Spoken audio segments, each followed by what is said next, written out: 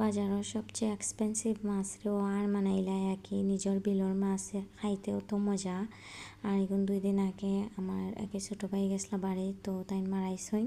তো পাক্কা আমরা মাছ একে পাইছইন একেও মাছের মাঝে একটা বড় আছেন শোল মাছ। তো আমরা কি শোল মাছ রলান করিয়া ছোটো ছোটো করে কাটিয়া বাজে হরইন। তো আমরা সিলেটে যারা আছি অলমোস্ট মানছে এইগুলো কইন খাখরি বিরান। আর আসলে জেন্না খানা এখন খাখরি বিরান নাম জেলা সুন্দর, খাইতে ওলান অসাধারণ মজা লাগে। তো এগুলো বেশি আসলে কিছু স্পাইস দিলে বাজিত আসলে ভালো লাগে না, যত কম মশলা দিবাই অত মজা। আমি কিন্তু এনো পেঁয়াজ মরিচ হলুদ আর তোরা একটু কাঁচা মরিচ দিমু, আর কিছু দিতাম না। আর এখন কুয়াকে দিলে এরম মাছ, আর এগুলো আসলে বাঁচতে অত টাইমও লাগে না, ফটাফট হয়ে যায়। আগে পেঁয়াজ যতক্ষণ কি বাজা সফট করা যতক্ষণ সময় লাগে, আর মাছ কি বাদে দিয়া আনলে একটু সময় রাখিয়া গুড়িয়া দিয়া তারপরে কি লামাই দিলে হয়ে যায়।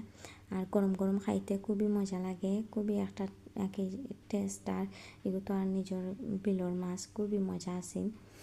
তো এখন অলরেডি আমার হয়ে গেছে, আর এখন ধনিয়া পাতা দিমু। এগুলো ফ্রেশ একবারে আমরা গাছর মেবি ধনিয়া পাতা, আর খুবই গ্রান। তো আলহামদুলিল্লাহ আমার মাছ ভাজি হয়ে গেছে।